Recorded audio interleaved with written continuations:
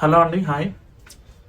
తెలంగాణలో ఫార్ములా ఈ కేసుకు సంబంధించి ఏసీబీ కేసుపై కేటీఆర్ వేసిన క్వాష్ పిటిషన్ను హైకోర్టు కొట్టివేయడం ఇప్పుడు తెలంగాణ రాజకీయాల్లో సంచలనంగా మారింది. హైకోర్టు మధ్యంతర ఉత్తర్వులు కూడా ఎత్తివేయడంతో ఏ క్షణమైనా కేటీఆర్ గారు అరెస్ట్ అయ్యే అవకాశం కనిపిస్తుంది. ఈ నేపథ్యంలో కేటీఆర్ గారు ట్విట్టర్లో ఒక పోస్ట్ పెట్టారు. అదేంటంటే, ఈ ఎదురు దెబ్బల నుంచి బలంగా పుంజుకుంటామని అన్నారు. అబద్ధాలు తనను దెబ్బతీయలేవని, కుట్రలతో తన నోరు మూయించలేరని, ఇవాల్టి అడ్డంకులే రేపటి విజయానికి సోపానాలని ట్వీట్ చేశారు. న్యాయం కోసం పోరాటం సాగిస్తామని, త్వరలోనే ప్రపంచానికి వాస్తవాలు తెలుస్తాయని అన్నారు. నా పురోగమనం ఎదురు దెబ్బ కంటే బలంగా ఉంటుంది. అబద్ధాలు నన్ను విచ్ఛిన్నం చేయలేవు. నీ మాటలు నన్ను తగ్గించలేవు. మీ చర్యలు నా దృష్టిని మరుగుపరచనివ్వు. కోపోద్రిక్తత నన్ను నిశ్శబ్దం చేయవు.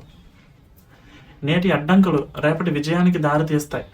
సత్యం కాలంతో పాటు ప్రకాశిస్తుంది. నాకు మన న్యాయ వ్యవస్థపై గౌరవం ఉంది. న్యాయం గెలుస్తుందని నా అచంచలమైన నమ్మకం. సత్యం కోసం నా పోరాటం కొనసాగుతుంది. త్వరలో ప్రపంచం కూడా దానికి సాక్ష్యం అవుతుంది. అంటే దీన్ని బట్టి ఏంటంటే, జైలుకు వెళ్ళటానికి కేటీఆర్ గారు మానసికంగా సిద్ధమయ్యారనే అంటున్నారు.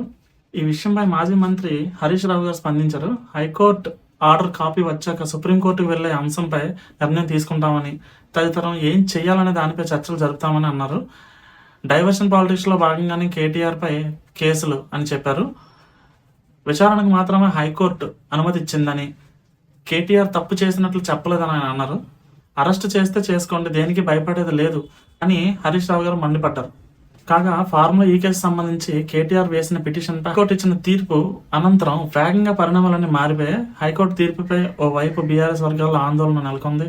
హైకోర్టు తీర్పుపై సుప్రీంకోర్టుకు వెళ్లే యోచనలో కేటీఆర్ గారు ఉన్నట్టు తెలుస్తుంది. అయితే మరోవైపు సుప్రీంకోర్టులో తెలంగాణ ప్రభుత్వం కీలక పిటిషన్ దాఖలు చేసింది.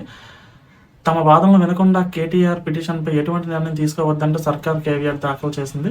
దీంతో కేటీఆర్ సుప్రీంకోర్టును ఆశ్రయించినప్పటికీ వెంటనే మధ్యంతర ఉత్తర్వులు జారీ అయ్యే అవకాశాలు తక్కువగా ఉంటాయి. తెలంగాణ ప్రభుత్వ వాదనలు విన్న తర్వాతే సుప్రీంకోర్టు నిర్ణయం తీసుకునే అవకాశం ఉంటుంది. అలాగే ఫార్ములా ఈ కార్ రేస్కి సంబంధించి కేటీఆర్కు ఈడీ మరోసారి నోటీసులు జారీ చేసింది. ఈ నెల 16న విచారణకు రావాల్సిందిగా ఈడీ నోటీసుల్లో పేర్కొంది.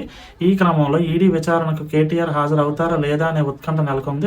అటు హైకోర్టు తీర్పు తర్వాత ఏసీబీ అధికారులు సమావేశమయ్యారు. తీర్పు నేపథ్యంలో తదితర ఎలాంటి చర్యలు తీసుకోవాలనే దానిపై అధికారులు చర్చించారు. సెర్చ్ వారెంట్ కోసం కోర్టు నుంచి ఏసీబీ అనుమతి పొందింది. కేటీఆర్, అరవింద్ కుమార్, బిఎల్ఎన్ రెడ్డిపై సోదాలకు కోర్టు సెర్చ్ వారెంట్ జారీ చేసింది. ఈ నేపథ్యంలో ఏ క్షణంలో అయినా కేటీఆర్ ఇంటికి ఏసీబీ అధికారులు చేరుకునే అవకాశం ఉంది. అలాగే బీఆర్ఎస్ పార్టీకి సంబంధించిన నాయకులు, అభిమానులు చాలా మంది పెద్ద ఎత్తున కేటీఆర్ గారి నివాసానికి చేరుకున్నట్లు సమాచారం.